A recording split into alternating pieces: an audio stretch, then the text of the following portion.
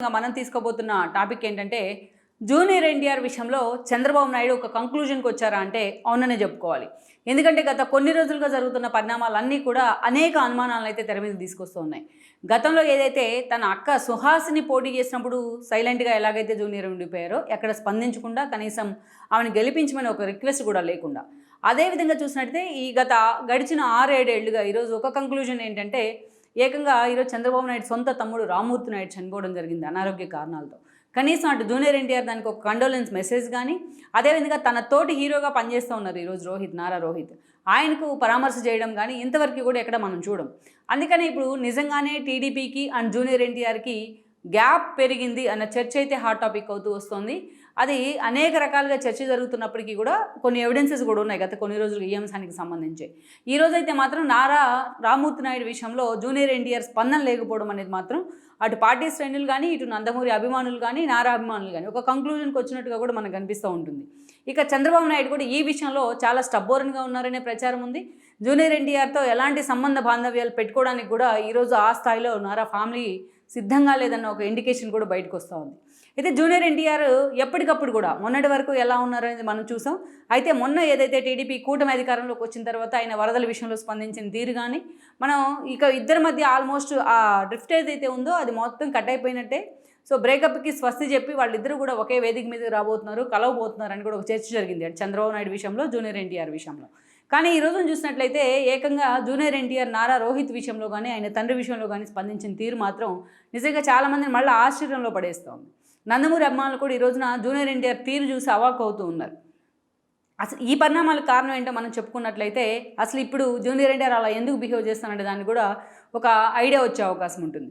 గతంలో మనం చూసినట్లయితే జూనియర్ ఎన్టీఆర్ గురించి మనకు తెలుసు. ఆయన ఇండస్ట్రీలోకి హరికృష్ణ బిడ్డగా ఆయన ఎంట్రీ ఇచ్చున్నారు.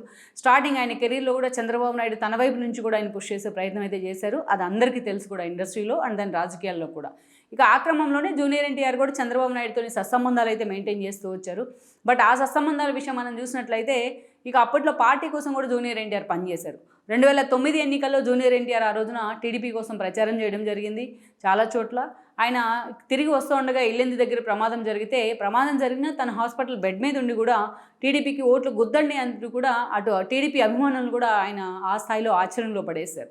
ఆ పరిణామాల తర్వాత మనం చూసినట్లయితే మహానాడు లాంటి వేదికల మీద కూడా జూనియర్ ఎన్టీఆర్ అటెండ్ అవుతూ వచ్చారు.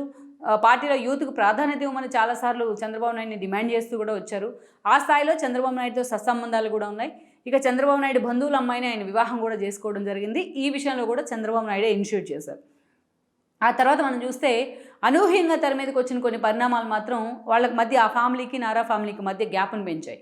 సమైక్యాంధ్ర తెలంగాణ ఉద్యమాలు పీక్ స్టేజ్లో ఉన్నప్పుడు చంద్రబాబు నాయుడు అనుమతి లేకుండా, ఆ రోజు రాజ్యసభ సభ్యుడిగా ఉన్నారు హరికృష్ణ, పార్టీ లైన్ దాటి మరి ఆయన వెళ్ళి సమైక్యాంధ్ర కోరుతూను రాజ్యసభ సభ్యత్వానికి రాజీనామా చేయడం, అంతే ఫాస్ట్గా స్పీకర్ ఆ రోజు ఆయన రాజ్యసభ సభ్యత్వాన్ని ఆమోదించడం, చంద్రబాబు నాయుడికి ఏమాత్రం తెలియకుండా ఆయన రాజ్యసభ సభ్యత్వాన్ని ఆమోదించిన తీరు ఏదైతే ఉందో, ఆమోదించుకున్న తీరు, రాజీనామా చేసిన తీరు, అది తెలంగాణ వాదులు అసహనాన్ని అయితే పెంచింది.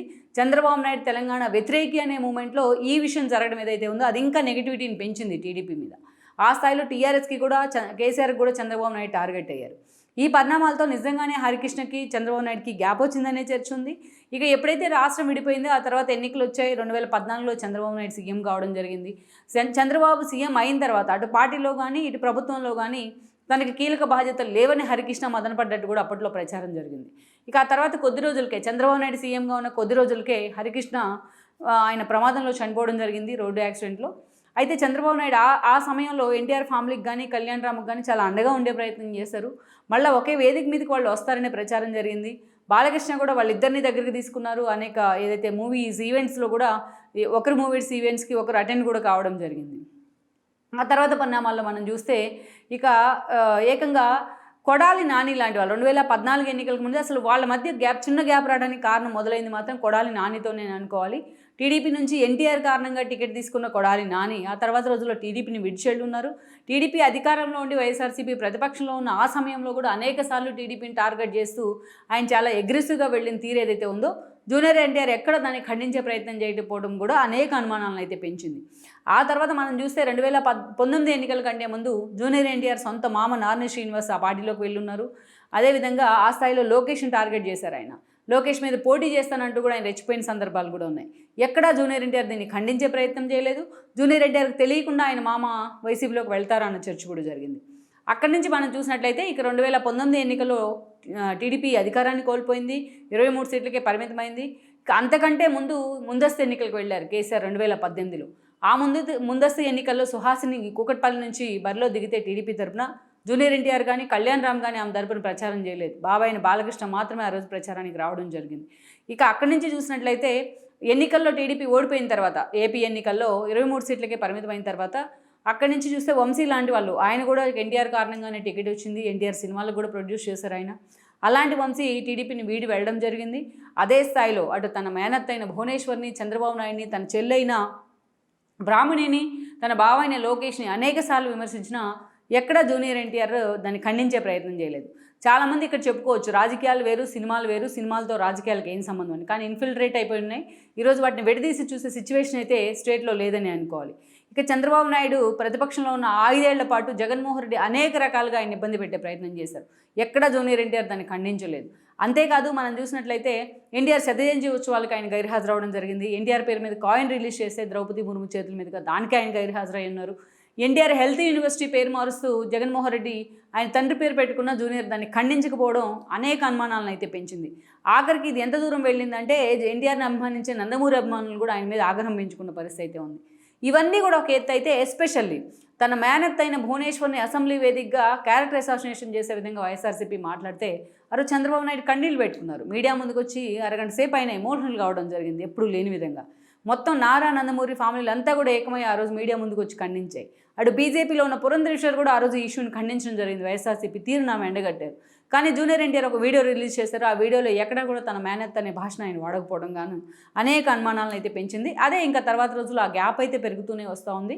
ఇక ఎన్నికల సమయానికి వచ్చేటప్పటికి చంద్రబాబు నాయుడిని, లోకేష్ని టార్గెట్ చేసే జగన్ ఎన్నోసార్లు జూనియర్ ఎన్టీఆర్ని ఆకాశానికి ఎత్తేశారు త్రూ వంశీ అండ్ కొడాలి నాని లాంటి వాళ్ళతో. పవన్ కళ్యాణ్ టార్గెట్ చేస్తూ చిరంజీవిని కూడా ఆకాశానికి ఎత్తేసిన సందర్భాలు ఉన్నాయి. అలా ఫ్యామిలీలో గొడవకి ఎప్పుడు కూడా చిరికి తేవడానికే జగన్మోహన్ రెడ్డి ప్రయత్నాలు చేస్తూ వచ్చారు కూడా చాలా చోట్ల. ఇక ఎన్నికల సమయానికి వచ్చేటప్పటికే చంద్రబాబు నాయుడు ఎక్కడ సభలు పెట్టినా ఆ సభలో జూనియర్ ఎన్టీఆర్ ఫ్యాన్స్తోని జూనియర్ ఎన్టీఆర్ సీఎం అంటూ నినాదాలు కొట్టించడం ఇలాంటివి మనం చూస్తూ వచ్చాం. జగన్మోహన్ రెడ్డి కూడా ఆ స్థాయిలో జూనియర్ పేరును తనకు వాడుకుంటూ వచ్చారు దానికి అనుకూలంగా.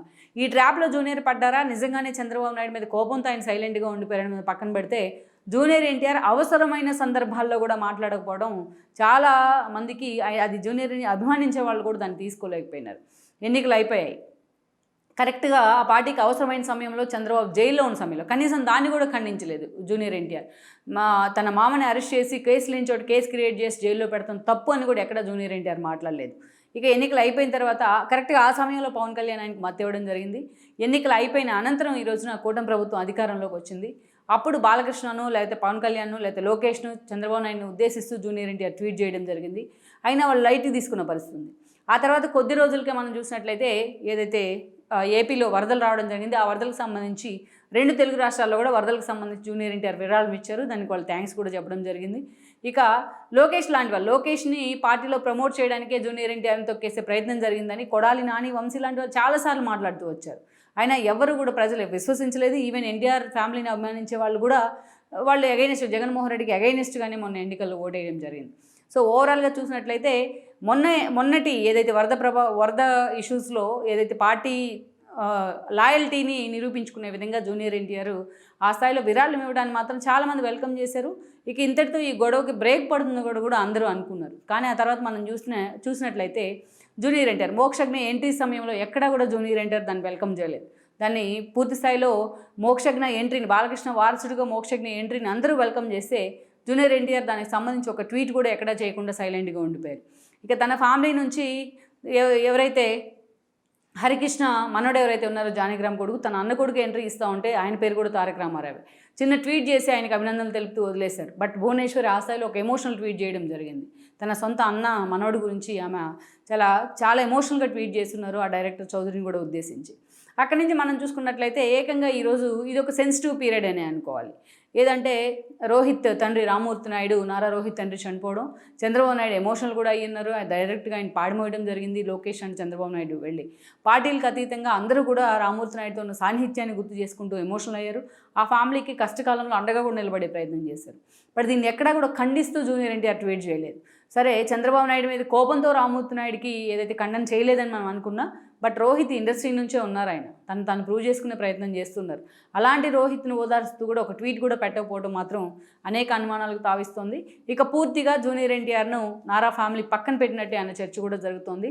జూనియర్ ఎన్టీఆర్ను లైట్ తీసుకున్న పరిస్థితి అయితే ఉందని కూడా చెప్తున్నారు. ఇక మామయ్యతో అల్లుడు పూర్తిగా తెగతెంపులు చేసుకున్నట్లే అన్న చర్చ కూడా హాట్ టాపిక్ అవుతోంది.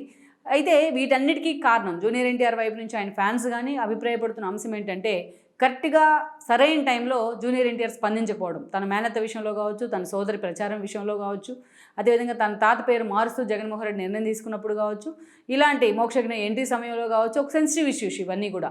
మిగతా సమయంలో ఎలాగున్నా ఇలాంటి సమయంలో జూనియర్ ఎన్టీఆర్ స్పందించకపోవడం, అది కూడా సమంత లాంటి వాళ్ళని, కొండా సురేఖ ఏదో అంటే వాళ్ళ ఫ్యామిలీని, నాగార్జున ఫ్యామిలీ అప్పుడు అందరికంటే ముందుగా వచ్చి జూనియర్ ఎన్టీఆర్ స్పందించడం. తన సొంత మామయ్య ఫ్యామిలీ కంటే నాగార్జున ఎందుకు ఎక్కువయ్యారు, నాగార్జున ఫ్యామిలీ అన్న చర్చ కూడా అప్పట్లో జరిగింది. అసలు స్పందించకుండా ఉంటే ఏ ఇష్యూ మీద స్పందించకూడదు. అలాంటి ఇష్యూస్ మీద కనుక మాట్లాడాలి అనుకుంటే ఇలాంటి ఇష్యూస్, తన సొంత ఫ్యామిలీకి చెందిన ఇష్యూస్ మీద కూడా ఆయన మాట్లాడాల్సి ఉంటుంది. అదే ఆయన ఫ్యాన్స్ కోరుకునేది కూడా. బట్ ఈ రోజు మాత్రం నారా ఫ్యామిలీ విషయంలో జూనియర్ ఎన్టీఆర్ తీసుకున్న నిర్ణయాన్ని మాత్రం వాళ్ళు వెల్కమ్ చేసే సిచ్యువేషన్ అనిపించట్లేదు. మరి ఈ బాండింగ్ అటు జూనియర్ ఎన్టీఆర్, ఇటు చంద్రబాబు నాయుడు, అటు జూనియర్ ఎన్టీఆర్, ఇటు లోకేష్ మధ్య ఈ బాండింగ్ ఎటువైపు తిరుగుతుంది, ఎటువైపు ఇది లీడ్ చేస్తుంది అనేది కూడా మనం చూడాల్సి ఉంది. ఈ వీడియో మీకు నచ్చినట్లయితే please share, like and subscribe R24 Telugu.